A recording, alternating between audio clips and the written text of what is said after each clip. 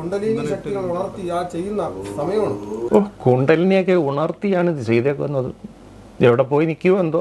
സമാധി ഇരിക്കാൻ പോകുന്ന ആൾ BP ഷുഗറിൻ്റെയും ഗുളിക എന്തിനാണ് കഴിക്കുന്നത് പോകുന്നത്? പ്രഷറും ഷുഗറും കുറച്ചിട്ട് എന്തായാലും ജാഗം പോവുകയാണെങ്കിൽ പിന്നെ സമാധി ഇരിക്കാൻ പോവുകയാണെങ്കിൽ പ്രഷറും ഷുഗറും കുറയ്ക്കേണ്ട ആവശ്യമുണ്ടോ? ഗുളിക കഴിച്ച് കഞ്ഞി കുടിച്ച് പിന്നെ ഇഞ്ചക്ഷൻ ചെയ്ത് ഈ സമാധി ഇരിക്കുന്ന ആൾ ഇതെല്ലാം ചെയ്യൂ. കേരളം. നമസ്കാരം. കേരളം വിശ്വാസത്തിലോ അന്ധവിശ്വാസത്തിലോ ഇന്നലെ തിരുവനന്തപുരം ബാലരാമപുരത്ത് നടന്ന കേരളത്തെ ഞെട്ടിച്ച ഒരു സംഭവമാണ്. അച്ഛൻ സമാധിയായി അങ്ങ് സ്വാമിയാക്കി ഒരു കൂലിത്തൊഴിലാളി, ചുമട്ടുതൊഴിലാളിയായ ഒരാളെ സ്വാമിയാക്കി അദ്ദേഹം സമാധിയാകുന്നു എന്ന് പറഞ്ഞു. നേരത്തെ അവിടെ എന്തൊക്കെ തയ്യാറെടുപ്പുകളൊക്കെ നടത്തിയിരുന്നാണ് പറയുന്നത്. എന്തായാലും ശരി, അതിൻ്റെ ഞെട്ടിക്കുന്ന ഒരു വാർത്തയാണ് കേരളത്തിൽ വന്നിരിക്കുന്നത്. ഓരോ ദിവസവും നമുക്ക് ഞെട്ടിക്കുന്ന വാർത്തകൾ കൊണ്ട് ഇങ്ങനെ കൊലപാതകങ്ങളും മരണങ്ങളും വാഹന അപകടങ്ങളും ഒക്കെ നിറയുമ്പോൾ ഇത്തരം ഒരു അന്ധവിശ്വാസത്തിൻ്റെ പേരിൽ വളരെ വ്യത്യസ്തമായ ഒരു കാഴ്ചയാണ് ഇന്നലെ ഉണ്ടായത്. തിരുവനന്തപുരം ബാലരാമപുരത്ത് അച്ഛൻ സമാധിയായെന്ന് അവകാശപ്പെട്ട് മകൻ കോൺക്രീറ്റ് മണ്ഡപത്തിൽ സ്ലാബിട്ട് മൂടിയ സംഭവത്തിൽ കളക്ടർക്ക് റിപ്പോർട്ട് നൽകി അന്വേഷണ സംഘം. ദുരൂഹതയുള്ളതിനാൽ മറവ് ചെയ്ത സ്ഥലം പൊളിച്ചു പരിശോധിക്കാൻ അനുമതി നൽകണം എന്നാവശ്യപ്പെട്ടാണ് റിപ്പോർട്ട്. എന്തായാലും ഇത്രയും നമ്മുടെ ഈ നാട് ഇത്രയും വിദ്യാഭ്യാസപരമായും സാംസ്കാരികപരമായി ഉയർന്നു എന്നൊക്കെ പറയുമ്പോഴും ഈ ബാലരാമപുരം എന്നൊക്കെ പറയുമ്പോൾ അത്രയും അങ്ങ് ഉൾഗ്രാമമൊന്നും അല്ല. ഈ തിരുവനന്തപുരത്ത് ഇത്രയും അടുത്ത ഒരു സ്ഥലത്ത് ഇങ്ങനെയൊക്കെ സംഭവം നടക്കുന്നു എന്ന് പറയുമ്പോൾ ഇയാൾ ഈ ഒരു വീടും അവരുടെ ഒരു അമ്പലവും എന്നൊക്കെ പറയുമ്പം വീടും അമ്പലവുമായിട്ടൊരു 50-100 മീറ്ററിനകത്തുള്ള വ്യത്യാസമേ ഉള്ളൂ. ഇവർ നാട്ടുകാരുമായിട്ടൊന്നും വളരെ ലോഹ്യത്തിലൊന്നും അല്ല. അവിടെ ആൾക്കാരും ഒന്നും സഹകരിക്കുന്നില്ല. അച്ഛൻ ഇങ്ങനെ പറഞ്ഞിട്ട് സമാധിയാകുമ്പോഴത്തേക്ക് പിന്നെ ആരും സമാധി ചെയ്യുന്ന ആരും കാണരുത്. എന്ത് വിഡ്ഢിത്തമാണ് പറയുന്നത്. ഏതായാലും കളക്ടറുടെ അനുമതി തേടിയിരിക്കുകയാണ്. നാളെ തിങ്കളാഴ്ചയാണ് അതിൻ്റെ ആ സ്ലാബിട്ട് മൂടിയ ഇത് പൊളിച്ച് ജഡം പുറത്തെടുത്ത് ഇതിൻ്റെ പോസ്റ്റ്മോർട്ടം റിപ്പോർട്ടൊക്കെ ഫോറൻസിക് റിപ്പോർട്ടുകളൊക്കെ കറക്റ്റ് വന്നു കഴിയുമ്പോൾ ഇതൊരു കൊലപാതകം ആണെന്ന് നമുക്ക് പറയാൻ കഴിയത്തുള്ളൂ. എന്തായാലും ശരി, സമാധിയാകുന്നു എന്ന് ഇത് കേരളത്തിൽ വിചിത്രമായ ഒരു സംഭവമാണ് ഉണ്ടായിട്ടുള്ളത്. എന്തായാലും ശരി, ഇതൊരു അന്ധവിശ്വാസത്തിന്റെ ഒരു കാര്യമായിട്ടാണ് എല്ലാവരും കരുതുന്നത്. തിരുവനന്തപുരത്ത് ബാലരാമപുരത്ത് വയോധികന്റെ മരണത്തിൽ ദുരൂഹത തുടരുകയാണ്. മൃതദേഹം പുറത്തെടുത്ത് പരിശോധിക്കാനാണ് പോലീസിന്റെ നീക്കം. എന്തായാലും പോലീസിന്റെ ആ നീക്കത്തിന് ഇത് നമുക്ക് പോസ്റ്റ്മോർട്ടം കഴിഞ്ഞാൽ അതിൻ്റെ കറക്റ്റ് വരും വരത്തുള്ളൂ. അവിടുത്തെ ആദ്യം ഒരു വാർഡ് കൗൺസിലറാണ് ഇപ്പോൾ പറയുന്നത്. ഞാൻ ഇന്നലെ രാവിലെ 9:15 ഇത് അറിയുന്നത്. ഈ സമാധിയായെന്ന് പറയുന്ന ബോമൻ സ്വാമി എന്നാണ് അറിയപ്പെടുന്നത്. അദ്ദേഹത്തിൻ്റെ മകനാണ് എന്നെ വിളിച്ചിട്ട് അച്ഛൻ ഇന്നലെ രാത്രി സമാധിയായി, കൗൺസിലർ എന്നുള്ള നിലയ്ക്ക് വിളിച്ച് പറഞ്ഞതാണെന്ന് പറഞ്ഞു. അല്ല, അത് ഈ മരണം നടന്നത്, അതായത് ഈ സമാധി മണ്ഡപമൊക്കെ കെട്ടിയതിന് ശേഷമാണോ വിളിക്കുന്നത്? അതെ, ഇന്നലെ രാവിലെയാണ് എന്നെ വിളിച്ച് പറഞ്ഞത്. 9:15. ഇതെന്തിന് ഇപ്പോൾ ആ മകൻ തന്നെ ചോദിക്കും, ഞാനെന്തിന് അച്ഛനെ കൊല്ലുന്നത്? ഇത് നമുക്കങ്ങോട്ട് ഒരു രീതിയിലും വിശ്വാസം വരാത്ത ഒരു പരിപാടിയാണ്. എങ്ങനെ ഇത് നമ്മളിത് പുള്ളി ശ്രീനാരായണ ഗുരുദേവൻ്റെ കാര്യമൊക്കെ പറഞ്ഞത്, അദ്ദേഹത്തിൻ്റെ സമാധി സമയത്ത് ഉദാഹരണം പറയുന്നത് ആ മകൻ ഒരു ആൾ മാത്രമേ അടുത്തുണ്ടായിരുന്നു. ശ്രീനാരായണ ഗുരുദേവൻ എവിടെ കിടക്കുന്നു, ഈ ഗോപാലസ്വാമി എവിടെ കിടക്കുന്നു. അതുപോലെ തന്നെ പഴയ നമുക്കറിയാം ഓരോ സ്വാമിമാരുടെയും, ഇപ്പോൾ ഇവിടെ തന്നെ കരുവാറ്റ സ്വാമി ഏറ്റവും ഈ ഭാഗവത ആചാര്യനായിരുന്നു അദ്ദേഹത്തിൻ്റെയൊക്കെ മരണങ്ങളൊക്കെ മുൻകൂട്ടി അദ്ദേഹം പ്രവചിച്ചെന്നാണ് പറഞ്ഞത്. അതുപോലെ ചട്ടമ്പി സ്വാമികൾ, നമുക്കറിയാം ഒത്തിരി ആത്മീയ തലത്തിലുള്ളവരൊക്കെ ഉണ്ട്. ഇതൊക്കെ ഒരു സാധാരണ ഒരു ചുമട്ടുതൊഴിലാളിയൊക്കെ സ്വാമിയായി കഴിഞ്ഞ് ഇങ്ങനെയൊക്കെ പെട്ടെന്ന് ഇത് സംഭവിക്കുന്നു. അത് ഈ നൂറ്റാണ്ടിൽ ഇങ്ങനെയൊക്കെ സംഭവിക്കുമ്പം അല്ലെങ്കിൽ അതിനൊരു തെളിവുകളൊക്കെ ഉണ്ടാക്കി വെക്കണമായിരുന്നു. ഇപ്പോൾ അങ്ങനെ സംഭവിക്കുമെന്ന് നമുക്കൊന്നും പറയാൻ പറ്റത്തില്ല. ഇനി അങ്ങനെ സംഭവിച്ചാൽ അത് അത്ഭുതം തന്നെയാണ്. പക്ഷേ എന്തായാലും ശരി, വാർഡ് കൗൺസിലർക്ക് അതിനെക്കുറിച്ച് വലിയ വിവരമൊന്നുമില്ല. ഇനിയിപ്പോൾ നാട്ടുകാർ പലരും പല അഭിപ്രായങ്ങൾ പറയുന്നുണ്ട്. ഇവിടെ ഈ വാൾ പോസ്റ്റ് ഒട്ടിച്ചതിന് ശേഷമാണ് നാട്ടുകാർ അറിഞ്ഞത്. 2 മക്കളും ഭാര്യയും മരുമോളും കൂടി ചെയ്തതാണ്.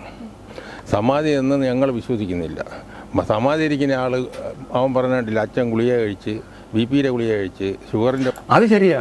സമാധി ഇരിക്കാൻ പോകുന്ന ആൾ BP-യുടെയും ഷുഗറിൻ്റെയും ഗുളിക എന്തിനാണ് കഴിക്കുന്നത് പോകുന്നത്?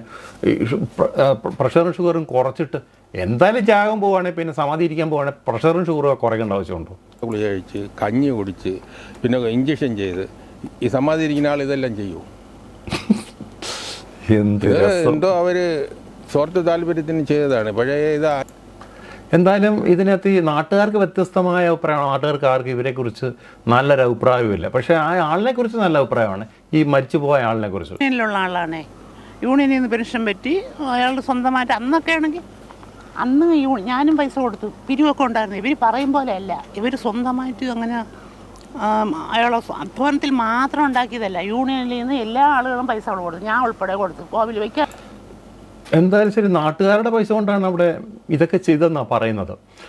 അമ്പലമൊക്കെ ഉണ്ടാക്കി. പക്ഷെ അതിനുശേഷം വന്ന ഉത്സവങ്ങളിലൊന്നും സഹകരിപ്പിച്ചില്ല, അതുകൊണ്ടാണ് ഈ നാട്ടുകാർ വിട്ടു നിൽക്കുന്നു എന്നൊക്കെ പറയുന്നുണ്ട്. വ്യത്യസ്തമായ അഭിപ്രായം പറയുന്നുണ്ട്. ഐശ്വര്യത്തിനും വേണ്ടിയാണ് ഇത്തരത്തിലുള്ള ക്രിമിനൽ പ്രവർത്തികൾ നടക്കുന്നത്. അതിനൊക്കെ തന്നെ ആചാരത്തിന്റെ പരിവേഷം കൂടി നൽകിയാണ്. ആലുവയിൽ എന്ത് ഐശ്വര്യത്തിന് വേണ്ടിയിട്ടാണ് ഇവർ ചെയ്യുന്നതെന്നുള്ളതാണ് മനസ്സിലാകാത്തത്.